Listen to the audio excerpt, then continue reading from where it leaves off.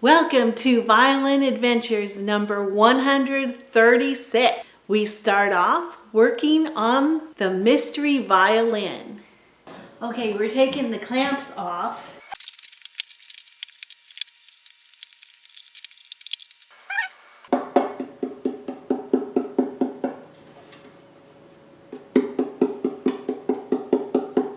Well, there might be hope for this instrument. I really believe now that someone had taken off the varnish. It looks like they were trying to take it off with either sandpaper or a scraper. So if I can get those marks out, it'll look a lot nicer when I do varnish it. Because there is no varnish on the top. There was a little bit here under the fingerboard, but nothing on the top. And the top, I don't want to scrape the top at all because it's so thin. It's right on the edge of being too thin. So I'm going to leave the top, but I do want to see if I can make the back look a lot better. We're going to set this aside now and work on the neck. And first off, I'm trying to make sure that the fingerboard and the neck part here and the throat, all of this sits flat on the fingerboard, and right now it does not sit flat. So I've been working on that. This neck seems to be a really strong neck, so I'm going to go ahead and use as much of this as we can.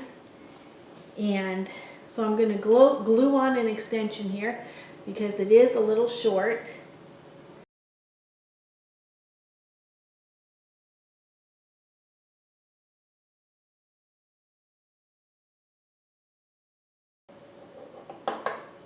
I'm allowing a little bit of wood on each side because the angles are different.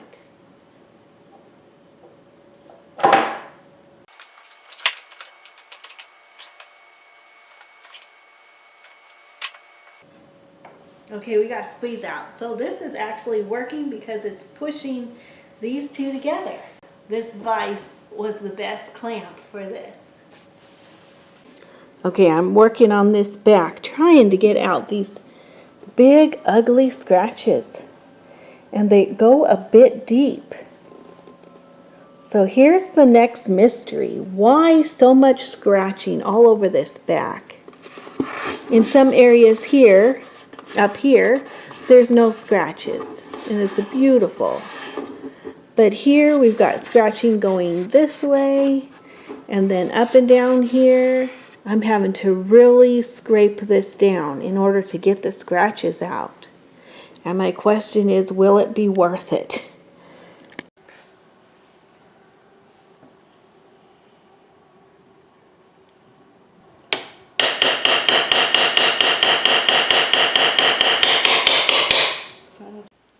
The cello. Okay, one of you was asking about the angle of my tools that I sharpen them on. Okay, this is one of my favorite, and it's ruck still. And the angle here, you can see how it sharpened. When I got these, they cut beautifully, and then I resharpened them on the Tormek here, trying to keep the same angle, and this works really nicely. Now I also have this one, which is a Sheffield, and that still is really good, as you all know. But it came with two angles on it, and I don't like the way it cuts. It doesn't cut well, so I'm going to try to copy the angle on my ruck one. And the angle on this one is, it looks like it's 17 degrees. It looks like it's 17 degrees. So I'm going to go ahead and what I've done here is I've blackened this with a black pen, and then I'm going to put it on the wheel. Okay, it looks like it's around 20 degrees, and then it has that other angle on it that is, I don't know, if like a 30 degree angle on a 20 degree, Well, I want to put it back to a 17 like my other one. Okay, here's my edge.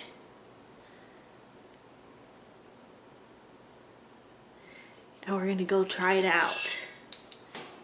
Here's my good chisel.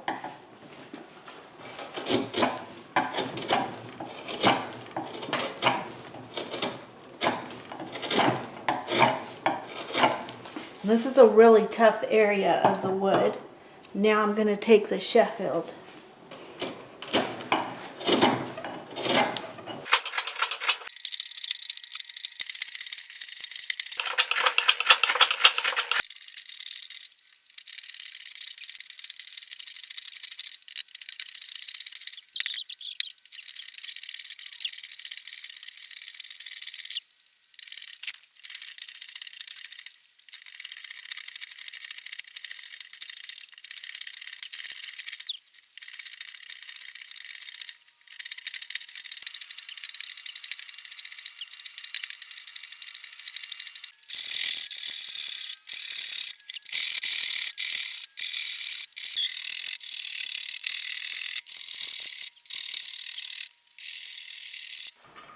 Okay, we have our scroll here and we need to rebush all the holes. So I'm going to do that right now, get the bushing in. Okay, we're leaving this to dry. It's amazing all the work that has to be done on just a little scroll. We've also got to put the nut in there, and that's going to be a little challenge because this was cut out so deeply. Okay, I'm being a bit wild on this repair.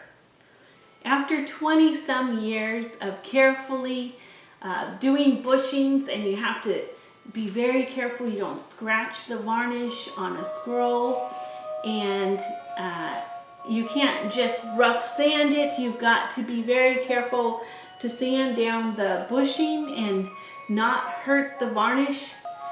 I just threw caution to the wind with this scroll because I really don't know if this violin is going to turn out at all.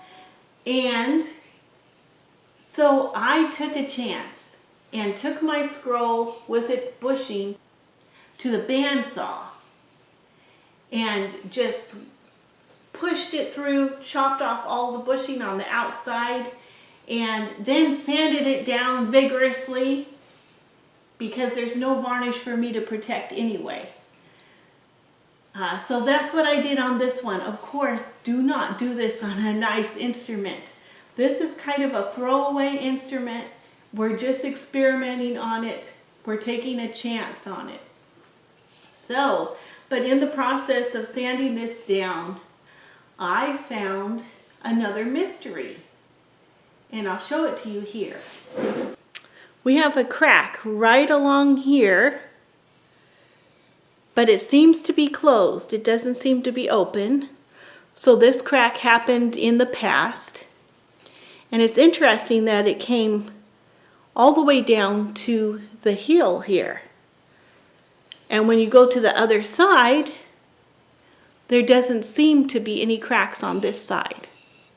So what I'm going to do now is we've got to get, this is the hardest part, taking out the bushings on this side, on the inside. This is a very narrow old scroll. Here's our scroll, and we have all of this, all the bushing on the inside that we've got to get cut. And all I have is this little handmade saw. It's got a little blade here, and I do this by hand. And you just go back and forth, but you don't have a lot of room to move up and down because of the walls of the scroll are so close in there. I don't have a lot of room to move up and down. So this just takes a lot of patience, sometimes it hurts your hand and your fingers because you're just doing this, and you got to do it on 8 of them. So if any of you inventors out there can figure out some little contraption that would make this so much easier. We don't have a lot of room. And we need something that's strong and sharp. Now I was messing around looking in my shop for something that I could make this job a little easier. And I have this little machine, and I hooked up this little saw, which I got in the past for this kind of a situation, but it didn't work before. So I thought I would try it again. So it has two little blades moving back and forth. And it's probably not made for this hard of wood, but if we're patient, I hope I don't wear out the motor in here, but let's try it. I did try it on one already and it worked. Let's try it on another one. 20 minutes later. Okay, we're halfway through one bushing. It's like holding a baby and feeding it in a bottle.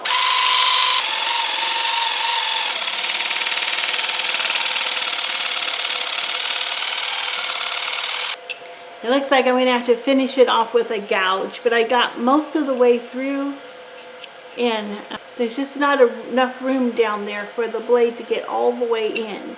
So, right, we're going to go ahead and set the neck. I did get the bushings all trimmed down on the inside, and actually that little tool made it all the way through. I turned this upside down and just kept sawing, and so it did save me a lot of time and energy.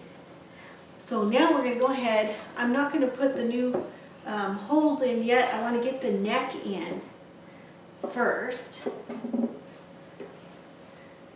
And I've spent a few hours fitting this neck, so it's ready to go now.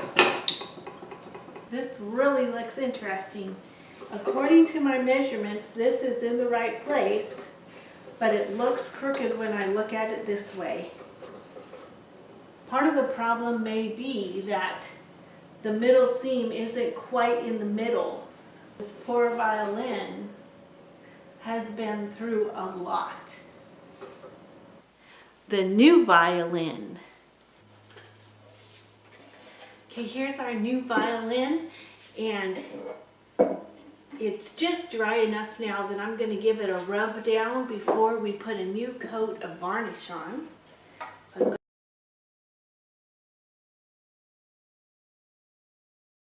I'm going to warm this varnish up just to make it a little thinner. We have the varnish all warmed up now, and I brought you up a little closer so you can see.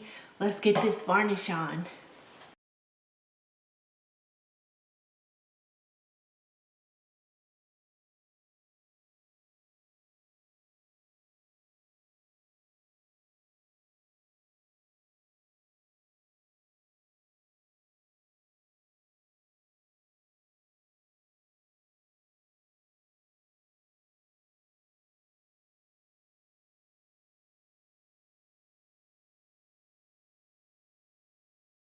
Here we are, Friday, ready to shut down the shop. It's a beautiful day. Here we are in the shop. Our first look is at the cello table. So I'm getting down to using our little plane here, but I needed to take the edges down a little bit more, so I'm going to have to go back to using this again around the edges. It's still really thick, so there's still a lot of carving that's got to go on this cello. Here's our mystery violin, which continues to be a mystery, but we did get the neck on and the upper nut, which needs to be carved down. We also need to put on the lower saddle and get a new bridge and a sound post and all those things. So this violin, Lord willing, we'll set it up next week and see if it was all worth it. And here's our new violin, just freshly varnished. So here's the top.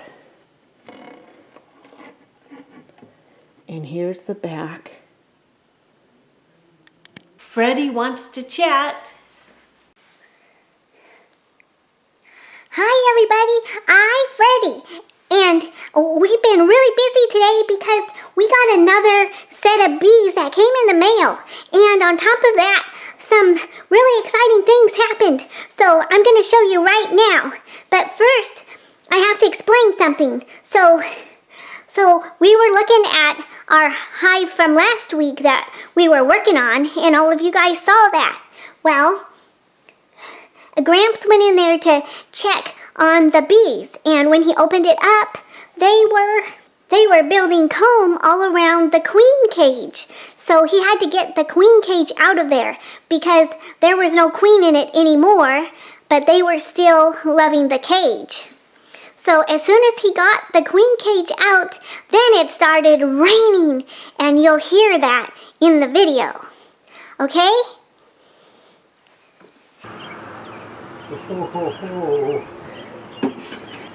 Oh, so they like it, huh? Yeah, and that is glued there. So this is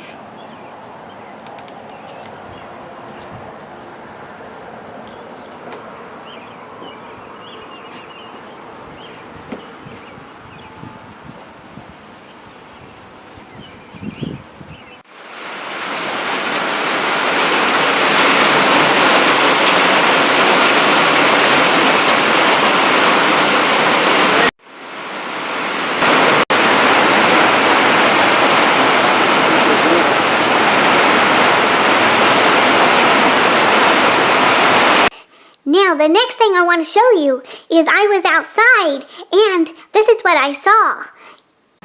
I just walked outside, and I saw these flowers. They just burst forth. I've never seen anything like this. Wow.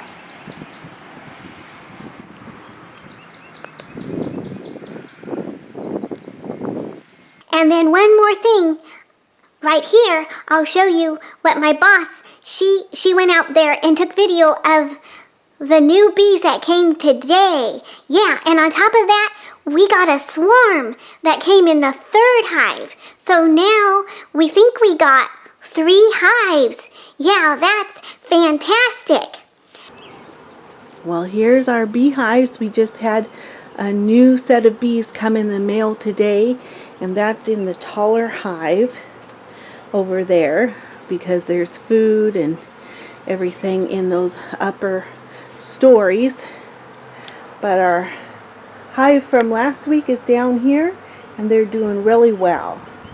I don't know if you can see all the bees flying around. They're orienting. We just put them in this morning. Let's take a closer look.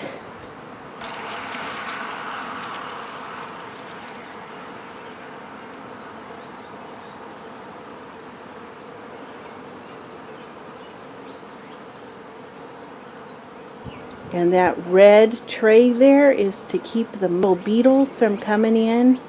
Last year we had a little bit of trouble with beetles. Well, thanks for watching, everybody, and I'll see you next week, Lord willing. And don't forget to send in your videos or your pictures so I can put them in my part of the episode. Yeah, okay, bye. The Hebrew Minute. Let's see what's in a box from Israel. It's time to take a break and open our box from Israel here. 75 years Israel's been a nation. That is a miracle. So here, let's open it up and see what they've got this month. Some beautiful books right on the top here. And this is the book, we got it upside down. The book of Samuel, and of course Hebrew starts from the back. So this is in Hebrew. Yes, I love that. The book of Samuel, and that's because, of course, the history of David is a lot of that in this book. So it's got an introduction in English, and then it shows you the Hebrew on this page and the translation on the other page. A beautiful book. Then next to that is a little portfolio. This says David HaMelech. That means David the King. or King David. And it's a pullout of a famous artist in Israel depicting David and his Psalms. And I'll show you the last picture here. There is King David on what looks like an eye. And the verse says, "Keep me as the apple of your eye, hide me under the shadow of your wings." Psalm 17:18. Okay, this is heavenly popcorn. It says caramel dream. Gourmet popcorn from Jerusalem. Okay, right where King David reigned. They've got holy cocoa, hazelnut and cocoa spread.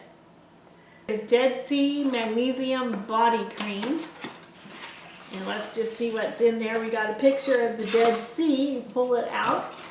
And inside is, well, it smells pretty good. It's a soft, rub this on your skin. And here we have holy hyssop foot balm. Let's see what that, it says there in the Hebrew. It says the dew from the heavens and the oils from the land. Okay, and there's a lot of medicinal plants in Israel. So here again, you open the box and there's a picture of the hyssop inside, and you open that, and inside we have foot cream. And it does smell like hyssop. It does smell very nice. Then we have some almonds, and these are grown in the Judean desert. And remember, ever since Israel became a nation, they have been working the land, and Israel is beginning to blossom, like it says, blossom like a rose.